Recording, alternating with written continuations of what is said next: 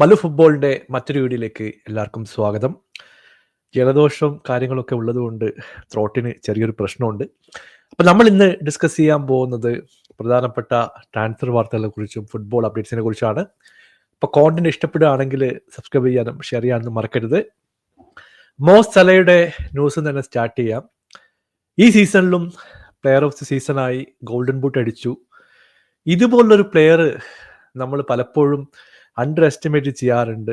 ഞാനിപ്പോഴും ലിവർപൂൾ ഫാൻസിൻ്റെ അടുത്ത് സംസാരിക്കുമ്പോൾ അവർ പറയുള്ളത്, പല ജേർണലിസ്റ്റും അല്ലെങ്കിൽ മീഡിയ ഹൗസുകളും മോ സലയെ ഒരു ലെജൻഡായിട്ട് കണക്കാക്കാൻ വിസമ്മതിക്കുന്നു എന്നുള്ള ഒരു തോട്ട് പ്രോസസ് ഉണ്ട്.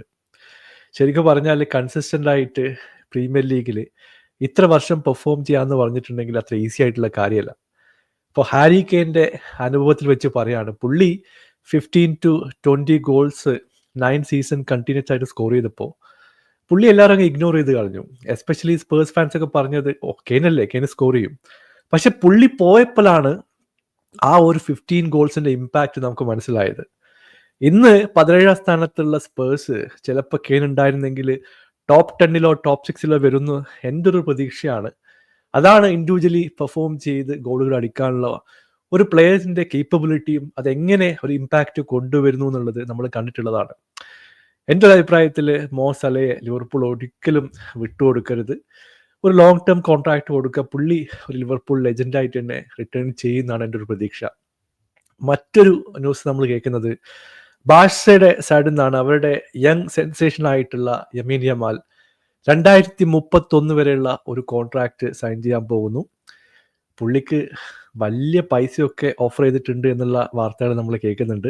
9 മില്യൻ്റെ ഒരു സ്റ്റാർട്ടിംഗ് സാലറിയും അതിനുശേഷം ചിലപ്പോൾ 18 മില്യൺ പെർ ഇയർ വരെ എത്താവുന്ന ഒരു സാലറി ഒക്കെ കൊടുക്കാനുള്ള അവസ്ഥ കോൺട്രാക്റ്റിൽ ഉണ്ട് എന്നാണ് അൺഒഫീഷ്യലായിട്ട് നമുക്കറിയാൻ സാധിക്കുന്നത്.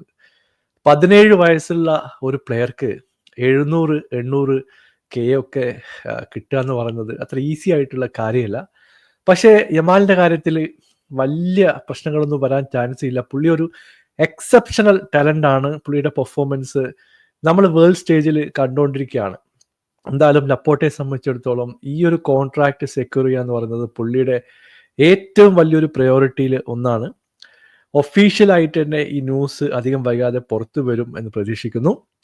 ഈ സീസണിൽ 40 ഗോൾസ് ആൻഡ് അസിസ്റ്റ് എന്ന് പറയുന്നത് 17 വയസ്സുള്ള പയ്യൻ്റെ കാര്യമാണ് പറയുന്നത്.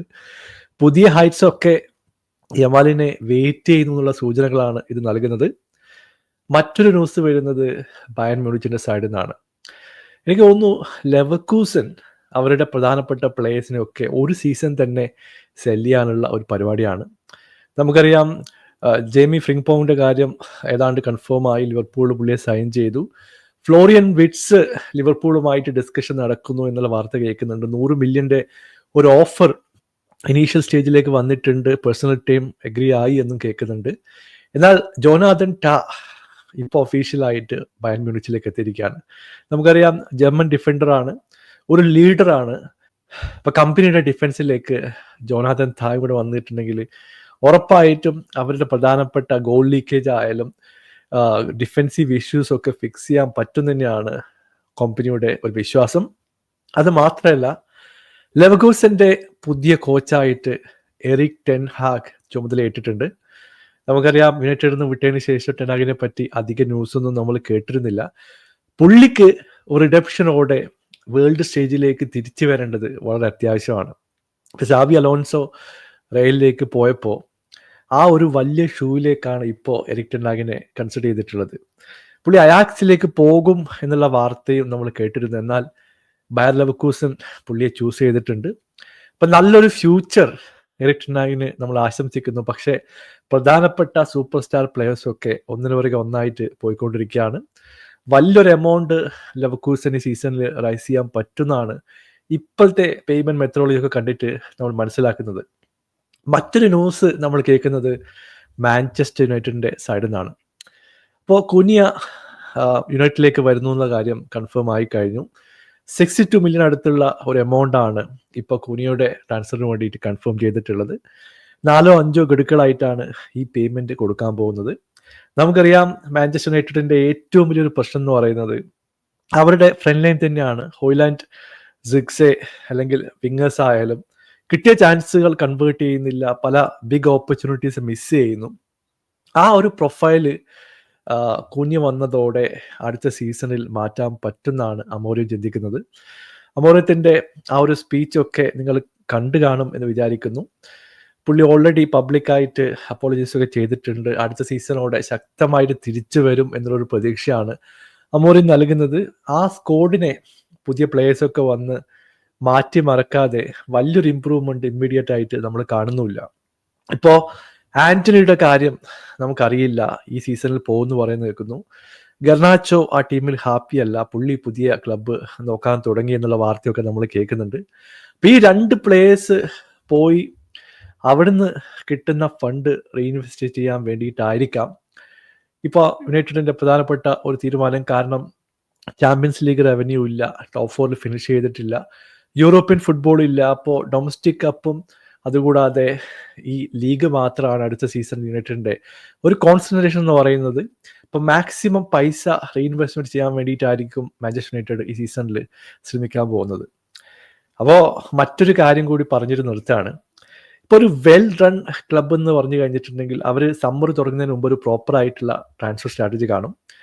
ഇപ്പം എല്ലാവരെയും പോയിട്ട് ബിഡ് ചെയ്യുന്നതിന് പകരം അവർക്ക് വേണ്ട പ്ലേയേഴ്സിനെ കറക്റ്റായിട്ടുള്ള സമയത്ത് വാങ്ങി ടീമിലേക്ക് എത്തിച്ചു കൊടുക്കുക എന്നുള്ളതാണ് ഒരു മാനേജ്മെന്റിന്റെ ഒരു പ്രൈമറി ആയിട്ടുള്ള ഒബ്ജക്റ്റീവ്. ഇവിടെ ചില ക്ലബ്ബൊക്കെ എന്താ ചെയ്യുന്നത്, കാണുന്ന എല്ലാവരുമായിട്ടും ലിങ്ക് കാണും, എന്നാൽ ആരെയിട്ട് വാങ്ങുകയും ചെയ്യില്ല. ആ ഒരു സ്ട്രാറ്റജി ഇനി വർക്കാവുമെന്ന് തോന്നുന്നില്ല. കാരണം ഞാൻ സ്പേഴ്സിന്റെ കാര്യമൊക്കെയാണ് പറയുന്നത്. കാരണം നമ്മൾ അവസാന വീക്കിനെ വെയിറ്റ് ചെയ്ത് നെഗോഷിയേറ്റ് ചെയ്ത് ചാമ്പ്യൻഷിപ്പിൽ നിന്ന് പ്ലേയേഴ്സിനെ വാങ്ങുന്നതിന് പകരം ഇപ്പോൾ ലിവർപൂളൊക്കെ ചെയ്യുന്നത് പോലെ പ്രോപ്പറായിട്ടുള്ള ആളെ സ്കൗട്ട് ചെയ്ത് പൊസിഷനിൽ വേണ്ടിയിട്ടുള്ള പ്ലേയേഴ്സിനെ പൈസ കൊടുത്ത് വാങ്ങിക്കുക എന്നുള്ളതാണ്. നമ്മൾ പണ്ട് കാണിച്ച മിസ്റ്റേക്സ് ഇനി ആവർത്തിക്കില്ല എന്ന് പ്രതീക്ഷിക്കുന്നു. കാരണം ലിവർപൂള് ക്ലോപ്പിനെ വെച്ചിട്ട് റീബിൽഡ് ചെയ്തിട്ടുള്ള ഒരു ടൈം ഉണ്ടായിരുന്നു. ആ സമയത്ത് അവർ വാൻഡേക്കിനെ കൊണ്ടുവന്നു, അലിസൺ ബെക്കറെ കൊണ്ടുവന്നു. ആ ടീമിനെ ആകെ മാറ്റിമറിച്ചത് അതുപോലുള്ള സൈനിങ്സ് ആണ്. ഇപ്പോൾ ഡാനിയൽ ലീവി പറയുന്നത് വലിയ സൈനിങ്സോ വലിയ ഇൻവെസ്റ്റ്മെന്റോ it doesn't directly translate in to victory അല്ലെങ്കിൽ ക്ലബിന്റെ സക്സസ് എന്ന് പുള്ളി പറയാറുണ്ട്. എന്നിരുന്നാലും യൂറോപ്യൻ ലീഗൊക്കെ അടിച്ച സ്ഥിതിക്ക് റവന്യൂ വരാൻ പോകുന്നു. മാക്സിമം ചെയ്യേണ്ടത് ഒരു പ്രോപ്പർ ആയിട്ടുള്ള ടീമിനെ സെറ്റ് ചെയ്യുക എന്നുള്ളതാണ്. അത് ചെയ്യും എന്നുള്ള പ്രതീക്ഷയോടെ നിർത്തുന്നു. നിങ്ങളുടെ അഭിപ്രായം അറിയിക്കുക. Thank you so much for watching. Bye for now.